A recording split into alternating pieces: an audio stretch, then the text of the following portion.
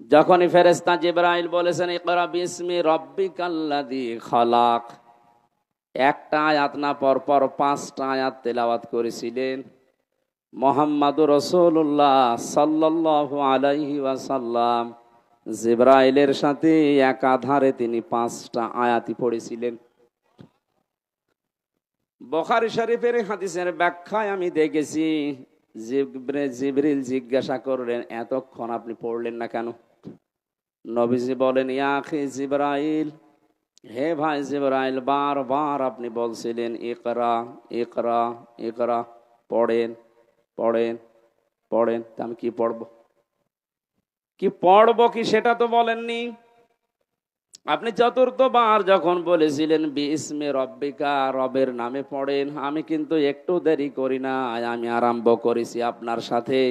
আর একটা দুইটা না, 5টা সেন্টেন্সই আমি পড়েছি। বলেন সুবহানাল্লাহ। এটা দিয়ে ওই দিন জিবরাইল সহ কিয়ামত পর্যন্ত নবীজির উম্মত যারা আসবে তাদেরকে তিনি শিক্ষা দিতে চেয়েছিলেন, এই আমার উম্মত যারা আসবে দুনিয়ায় তারা রব ছাড়া অন্য নামে পড়তে পারে না। নামের নাম বাদ দিয়ে যদি অন্য নামে পড়ে কেউ, পড়া হবে না তা না, কিন্তু পড়ায় মানুষের মতো মানুষ হওয়া সম্ভব না। আমি এই চোখে দেখেছি, বিশ্ববিদ্যালয়ে ক্লাস চলছে, শিক্ষককে ছাত্র জুতা দিয়ে পিটাচ্ছে, বলছে শালা তোরে মেরেই ফেলবো। শিক্ষক হাত জোড় করে বলছে, বাবা আমার ছেড়ে দে, জীবনে আর ক্লাসে আসবো না। না, তোরে আমি মেরেই ফেলবো। এটা ছাত্র, এটা কি কথা বলেন না? সিস্টেম অপর পৃষ্ঠায় দেখুন, এ চোখে আমি এইটাও দেখেছি, কোরআনে কারীম আমার সামনে শিক্ষক ওযু করছে, ছাত্র পায়ে পানি ঢেলে দিচ্ছে। শুধু পায়ে পানি ঢেলে দিয়ে হয়নি, নিজের হাত দিয়ে পরিষ্কার করে দিচ্ছে। ছাত্র মাস্টার্স করে না, কেবল 4-5 দিন ভর্তি হয়েছে, আলিফ বা তা সা পর্যন্ত জানে, কোরআনের স্পর্শ এখনো পাইনি। শুধু আল্লাহর পরিচয়, আউযু বিল্লাহি মিনাশ শাইতানির রাজিম, বিসমিল্লাহির রহমানির রহিম পড়ার পরে আলিফ বা তা সা এগুলো কেবল পড়ছিল। এর ভেতরে আমার আল্লাহ কি মনুষ্যত্ব দিয়েছে কোরআনে কারীমের ইজ্জতের কারণে। ইয়ারফা'ুল্লাযীনা আমানু মিনকুম ওয়াল্লাযীনা উতুল ইলমা দারাজাত ইলা আখিরি আয়া। সূরা মুজাদালার 11 নম্বর আয়াতে আল্লাহ জানিয়েছেন তাদের মর্যাদা আল্লাহ বৃদ্ধি করতেই থাকে। ইয়ারফা, এটা মুজারে, বর্তমান ভবিষ্যৎ, প্রেজেন্ট ফিউচার। আল্লাহ পাক নিজে এখানে কাজ করছেন, নিজে ফাইল। ইরফাউল্লাহুল্লাযীনা আমানু মিনকুম, তোমাদের ভেতরে যারা ঈমান আনবে, ওয়াল্লাযীনা উতুল ইলমা দারাজাত, আর যারা দুনিয়াতে ইলম অর্জন করবে তাদের মর্যাদা দিনের পর দিন আল্লাহ বাড়াতেই থাকবেন। আমার বন্ধুরা, বাস্তবতা এটা আমরা দেখেছি। পৃথিবীতে শিক্ষিত মানুষ যারা দাবি করে, এরা যত মুরব্বী হয়ে যায়, বয়স যত বেড়ে যায়, এ মানুষগুলোর মর্যাদা তাদের পরিবারস্থ লোক থেকে দুনিয়ার মানুষের কাছে তত কমতে আরম্ভ করে। এর বাস্তব প্রমাণ সাবেক অর্থমন্ত্রী মরহুম আবুল মাল আব্দুল মুহিত। শিক্ষা দীক্ষা, টাকা পয়সা, প্রভাব প্রতিপত্তি, ক্ষমতা কম ছিল আপনার চাইতে, তা না।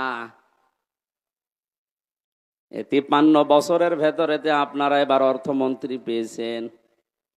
আর এতদিন পর্যন্ত চট্টগ্রাম, সিলেট, ঢাকা, ওই সমস্ত অঞ্চলগুলো বাংলাদেশ নিয়ন্ত্রণ করত।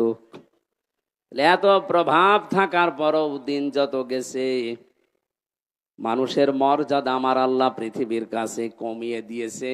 এমন কমিয়েছে, সন্তান পর্যন্ত অনেককে বাড়িতে রাখতে চায় না। কয়েকদিন ধরে আপনারা কিছুদিন আগে দেখতেছেন ফেসবুকে একটা ভিডিও খুব ভাইরাল হয়েছিল। 4টা ছেলে 2টা মেয়ে, 6 ভাই বোন মিলে পিতার সম্পদগুলো সব নিজের নামে লিখে নিয়ে বাবাকে রাস্তায় ছেড়ে দিয়েছে।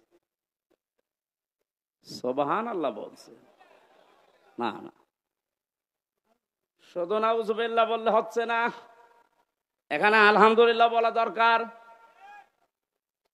এ লোকটাকে 95 বছর বয়সে 6 ভাই বোন মিলে রাস্তায় এমনিতে ছেড়ে দেয়নি, কারণ বেটা সারা জীবনই এই 6টা ছেলে মেয়েকে অনার্স মাস্টার্স করিয়েছে, কিন্তু আল্লাহর পরে যে তার স্থান সেইটাই জানায়নি।